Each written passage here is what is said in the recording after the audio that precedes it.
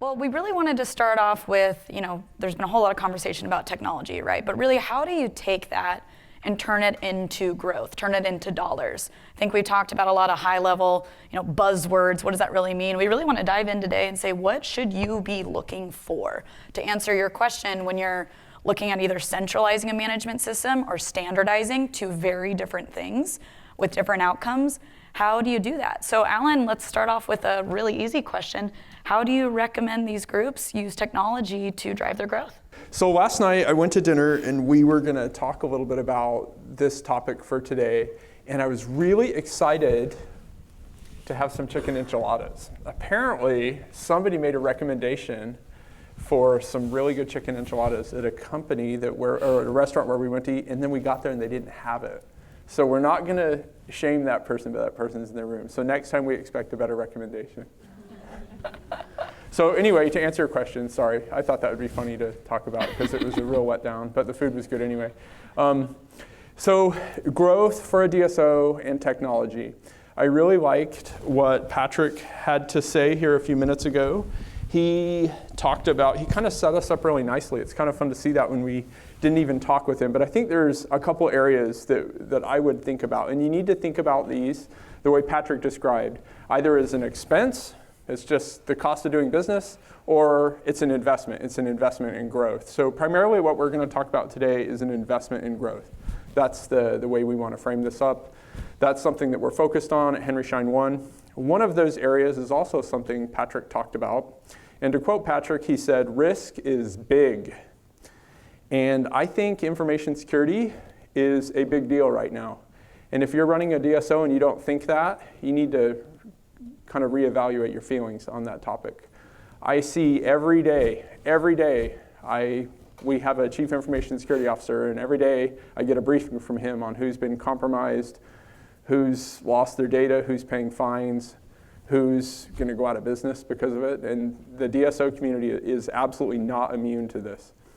And I will just say that protecting your investment and protecting your practices and your patient data should be at the very forefront of what you do.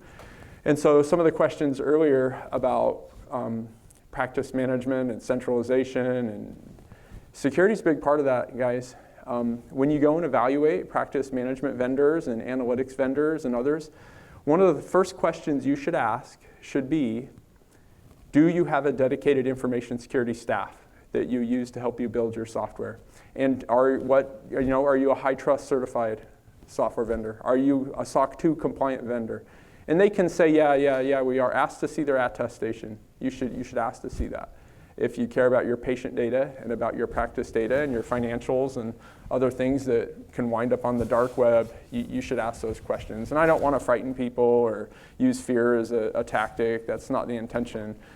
When the water in the lake rises, all the boats float. We want all of our competitors to do this too. We want all of the people we serve to have their data protected. I don't want my kids' dental data and my payment data out on the dark web. I wouldn't want that for your family either. So that's an important part of growth, is protecting your investment. The second thing, McKenzie, I want to talk about, and probably the bulk of our time today, I want to talk about data.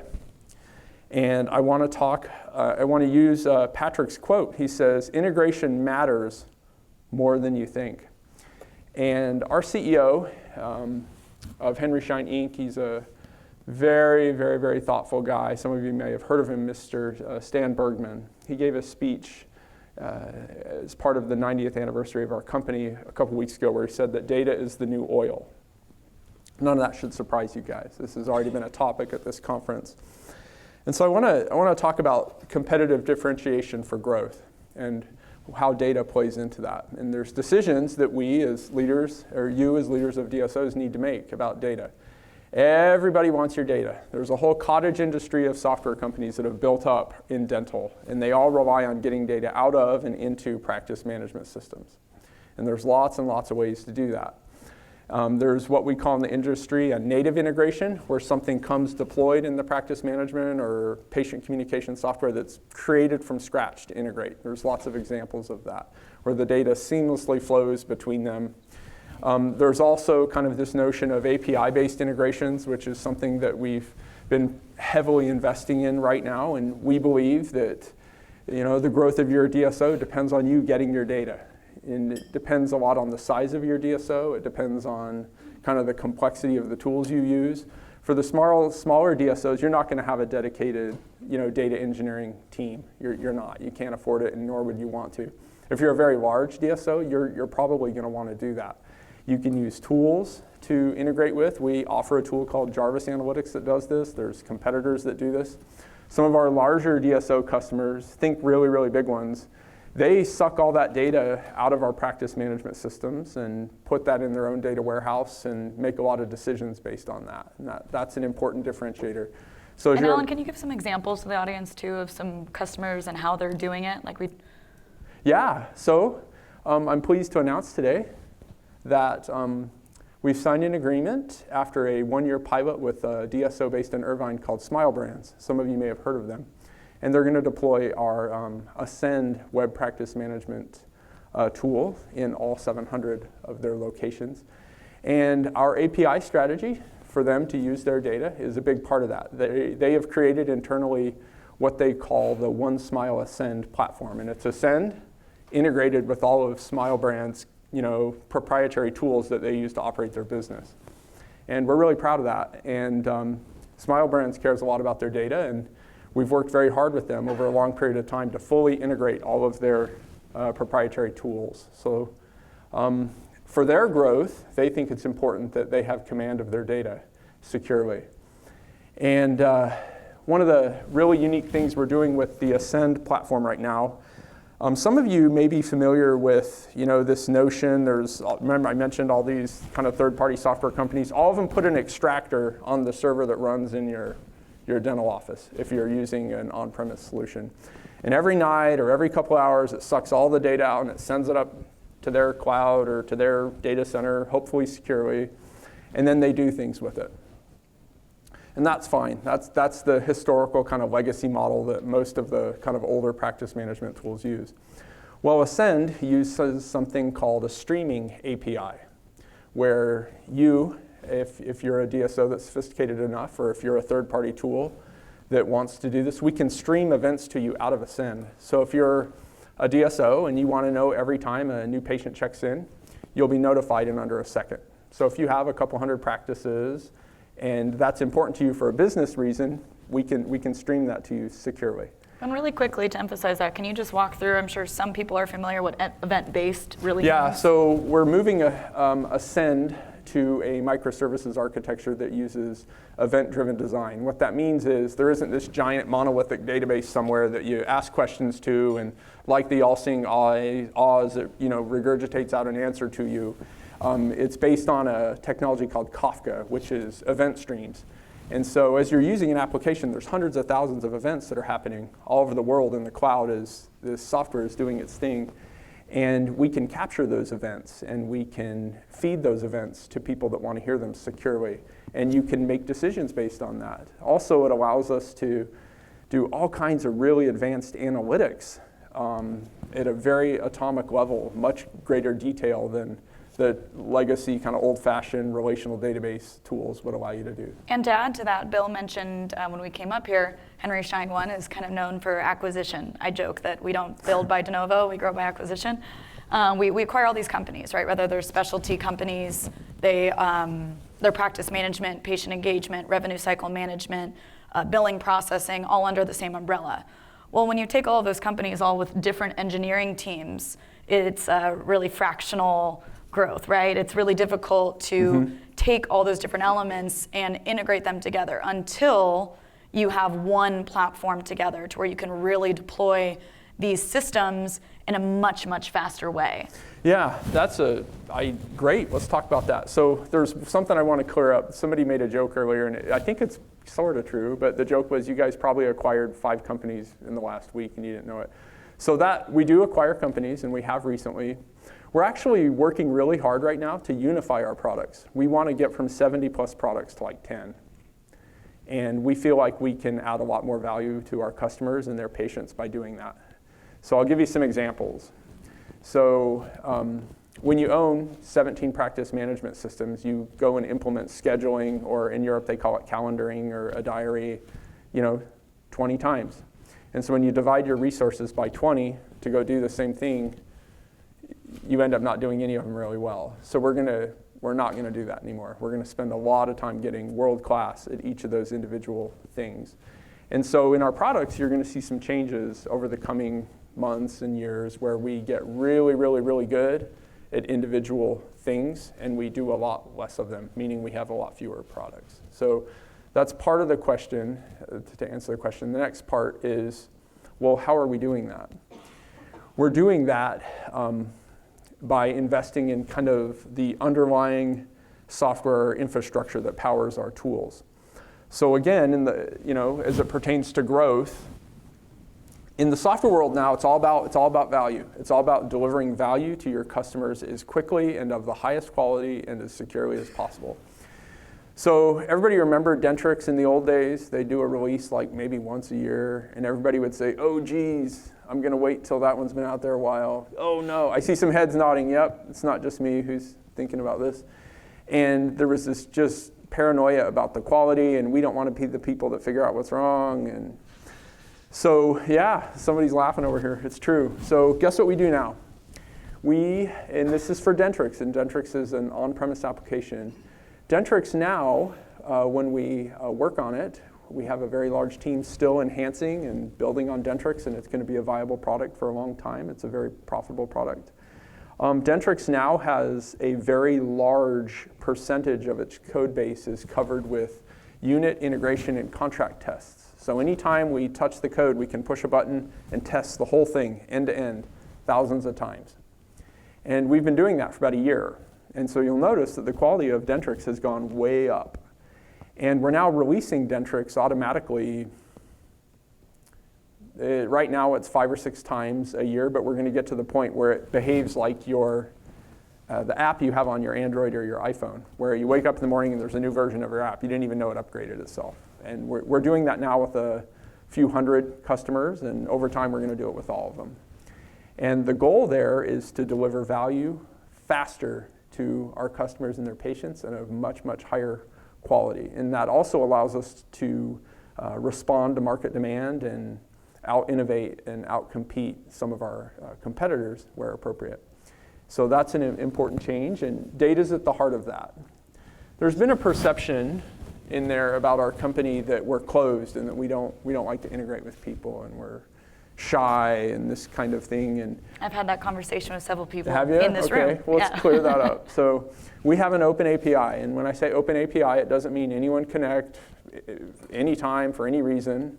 You have to go through the Dentrix developer program. You have to get an API key and sign up. And once you do that, if you're a DSO and you want to interrogate your practice management system and get data out of it, you can.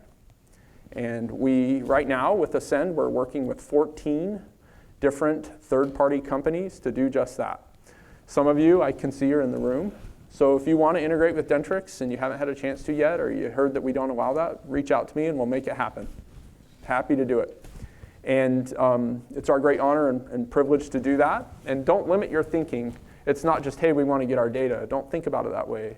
That's the kind of 1990s way to think about it. That's not how we think about it. We think about it in giving you the insight into what's happening in your application right now so you can respond to that. Remember that real-time streaming we kind of talked about? That's also part of our API set. If you go to developer, I think it's developer.ascend.com or developer.dentrix.com, you can see that API and what's available. And if you don't see things you want, let me know. Let us know. We're happy to work with you. We're working right now with a very large patient communication company to integrate Ascend with their platform. We're really excited about that. So we're open for business. Looks like Amal's got a question. Hope it's not about the menu, but. Chicken enchilada notwithstanding. It was really good 2 weeks ago. I'm excited about this Kafka that you're implementing. Sure. It's kind of a part of what we launched this year was also this trigger system where the customer could decide what they would like to be reported on, whatever that event might be. Somebody's 30 days late in paying, or a patient has to wait more than 5 minutes in the waiting, whatever that might be. Somebody's late to their appointment. Yeah. Somebody's, I mean, you can pick 10,000 different things to key on. So you guys are implementing that. That'd be industry first. No, implemented. It is implemented. That's exciting, actually, because Yeah, it is, and it's a big deal. We're really excited about it. We feel like that's a massive competitive differentiator. I think triggers are where, because I think a lot of times we see in the industry where people don't have time. So if they set up the right triggers and to be notified on the right events, then the right people can do whatever they're supposed to do, and it's pushed to them instead of them having to dig through stuff. Yeah, that's investment correct. versus expense right there, right? That's making sure your technology is really leveraging your growth. How can we take bodies out of this? How can we reduce our overhead in the ways that make your people in front of their patients, not focused on the different narratives on the back end? How much are you spending on your IT resources, on your software integrations, to where you could instead have native solutions that give you these events? Exactly. You know, you just, Amal, so thank you for asking that. You just reminded me of a scenario we're working with another very large DSO in a pilot on, and I'm not really allowed to say who that is. They're a very large DSO, and one of the things we're working with them on is, as it pertains to growth and real-time events, is they have a lot of practices, a lot. And they lose money when they have empty chairs, like all DSOs do. And so they're using that event-based API to basically figure out if someone's going to cancel or not show up, and they have a pool of people in that area that can fill the chair very, very quickly. And that event stream's allowing them to do that. So that I won't use their numbers, but they think that this will help them grow dramatically. They can basically eliminate empty chairs. And just save time. Yep. I think that's the biggest thing, right? So if the office manager knows that here's the 5 events that I'm supposed to receive and that I'm responsible for, then that office manager is going to look at every time that event happens, she or he takes the right steps to kind of fix that. Yep. Well, and that's where technology has really changed, meaning historically you're in Dentrix, EagleSoft, Open Dental, doesn't matter. You might get your data, but what is the outcome? What is the task of the employee at the front desk in the back office to take action? It never gave it to you. It was upon that office manager or director to give those instructions and controls.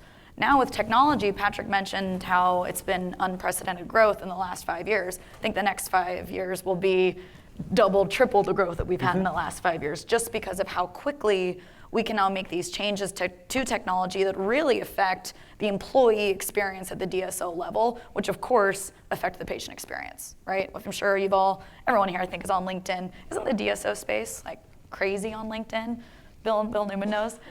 We see all the time, yep, right, this exact notion. How do you get the patient experience to be elevated? It's by investing in your employees. How you invest in your employees is by investing in resources and tools that help them to be as productive as possible, as quickly as possible. Brand new employee, just graduated high school, college, doesn't matter. How do we get them on your standard operating procedures as soon as possible and being effective? That's a really difficult thing to do. I'm sorry, this is too exciting. Is there latency in that event process? Is there any kind of... So the nerdy Alan wants to say, yes, there is absolutely latency, because latency is like gravity. It cannot be overcome without massive trauma and force. But the latency is measured in hundredths of a second or thousandths of a second. That will be a no. There's no latency. There's no, that's not latency. So in computer science, there is always latency. But for all intents and purposes, humans don't typically react in microseconds, but software can. So no, this is a hard question, and to be overly pedantic, I think that there's, for all intents and purposes, no, there's not a lot of latency. But if you're in some office that's on a really bad internet connection, and I mean, there's things that can happen, and that's why we use event queues that queue up, and then, so if it's a second or two or a minute behind, it doesn't really matter. Did you guys make something like Elastic to be able to? So you're talking about underneath the covers in our cloud environments? Yes, absolutely. We have fully auto-provisioned, auto-scale everything. And we are moving to a point where we'll be able to host. Right now, let's see, Ascend has right around 4,200 offices using it today. And we suspect that that number will probably double or triple in 2023. And we're going to get to the point, right now I think we have, I pulled it because I thought I might mention it, and it looks like we have right around 120,000 user distinct logins every morning. And sometimes it's many more, and sometimes it's a little bit less, depending on things. But I think, Amal, to answer your question, we have a couple million events triggered per minute, and we're able to handle that with no problem. And we're hosted in a very large cloud provider that can theoretically scale infinitely, so we'll never run out of compute capacity, right? So there was a question asked earlier about should we centralize everything in the cloud or should we do everything on premise? And that's a question that, as Patrick said, is very distinct to your practice and what your business goals are and lots of other things. But if growth and scalability are something you care about, you probably want to be in the cloud for security reasons and for scalability reasons. And candidly, for a lot of other reasons we won't get into because you probably already know, but I don't want to say that it's always that way, but that's where we're heading. And I've been in dental 18 months. I guess I've been in dental my whole life because I had my teeth worked on my whole life, but I've worked in dental technology for 18 months. And before this, I worked for a very large retail company. And when we designed their online platform, we were told we had to be able to scale to handle 200 million transactions a second. And I just thought that was crazy. And this is 2012, 2013, and I can tell you we were able to do triple that 2 years later. And dental is a little bit of a late adopter to high scale web computing. It is, and maybe that's good, right? Like they wait till the technology's mature and secure and safe and things. But we can, in theory, scale infinitely. So that's how I'd answer that. So can you explain the difference, meaning all cloud is not the same? I think that everyone in this room would agree that's the direction that we're going. We're moving to cloud in some way, shape, or form. Can you break down for everyone what they should look for when they're evaluating any cloud-based solution? So you talked about SOC 2 compliance, right? That's really important, or high trust, having the security in place. What else should they look for? Well, a lot of the people in this space will say that they're a cloud solution, but what they really are is they host their legacy application in their data center and they put a web front end on it and they say, hey, we're in the cloud, awesome.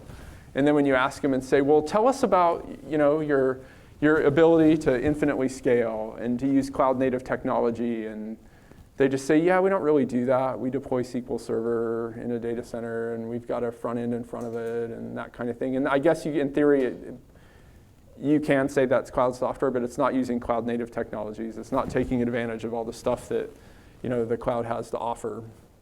So I would say as you're evaluating practice management software, patient communication software, analytics software, you should ask that question. Are you a true cloud native application? Are you? Yes or no? I mean, it's have them walk you through it, what it looks like. Great question. We got some questions over here by you, Amal.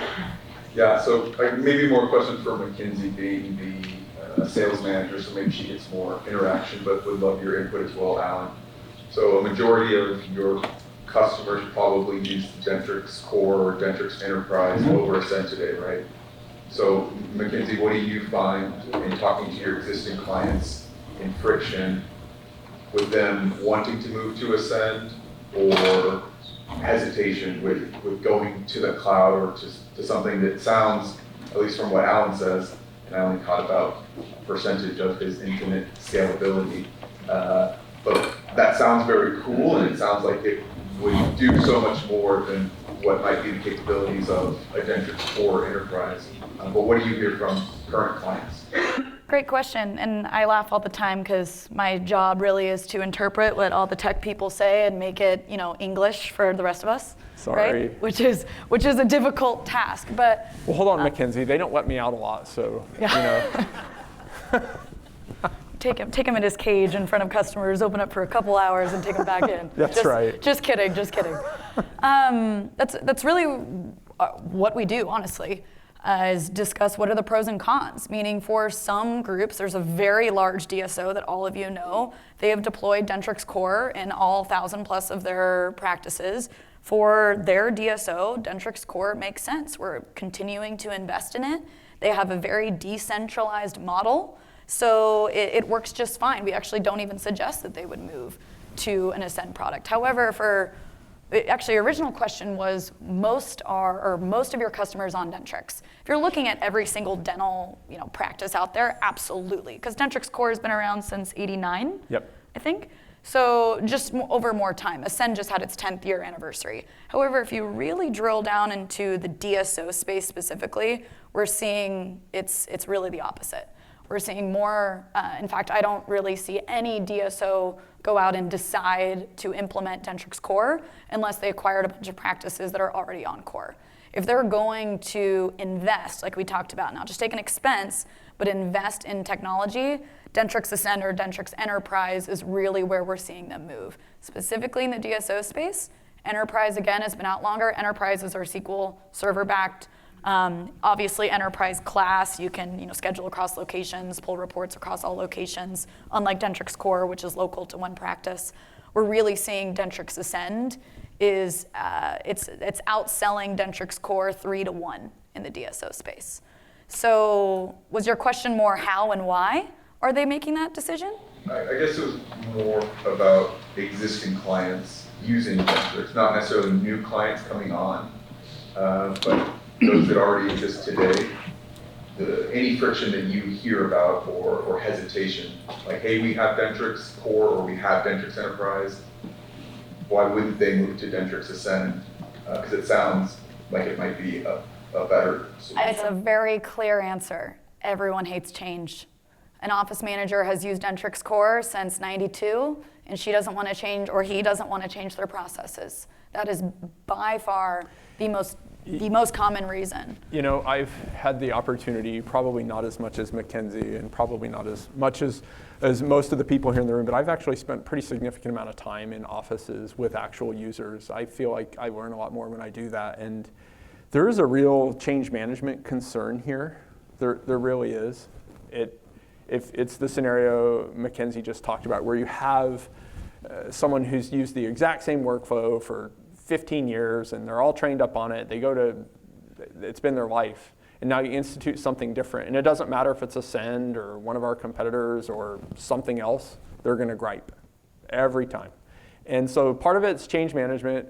There's a whole other category here that's an impediment we can talk about if you want, and anytime you migrate between solutions, whether it's in dental or not, there's always a data conversion, and data conversion is always just a train load of laughs and fun and exciting and complex. And one of the things that we found is we've been migrating a lot of customers from some really, really old software that's DOS based, and not only was it DOS based, but they were on their own custom version that had been enhanced by the maker of that software for many years. And so there's no real easy way to automate that conversion of something that unique and that old to something this modern. In the very near future, we're working very hard to automate those conversions for our existing products and most of our competitors. Can I break that down, what Sure. that means again? So again, interpreter here, right? Just kidding. So previously, just by a raise of hands, who's gone through data conversion?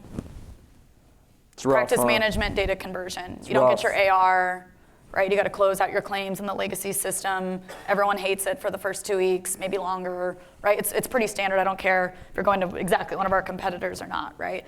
Well, what we're doing is we've come a long way, meaning it used to be a data dump, right? A conversion used to be you grab that data from Eaglesoft, let's say, and just whatever you get in Eaglesoft, we just spit it back out in Dentrix. Well, we've really come a long way to now do custom conversions every time, meaning that office manager of one location of a 55 location DSO can say in their database they want XYZ to convert and don't want these to convert. Once you really can put in those preferences, really makes the outcome a lot better. But really now what Alan is talking about is taking it to the next level. We're talking about doing a data conversion in less than 15 minutes. Not overnight syncing, not waiting. A lot of questions there. Add, I like where you guys are going. I don't want to pile on, but I love because again, the seat we sit in, just to reinforce what McKenzie and Alan are saying, even on a software update, not a full conversion, if the icon moved from the top left to the bottom right, our phones are ringing off the hook. Yep. Because that Any person, change. Any change.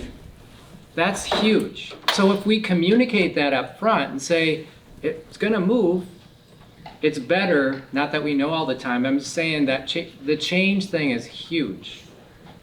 Yeah, so one of the, looks like we've got a whole bunch of questions.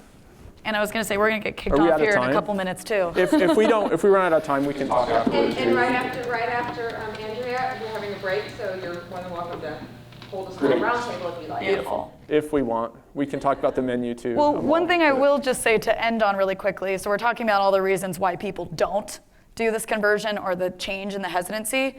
Let's end with why they do.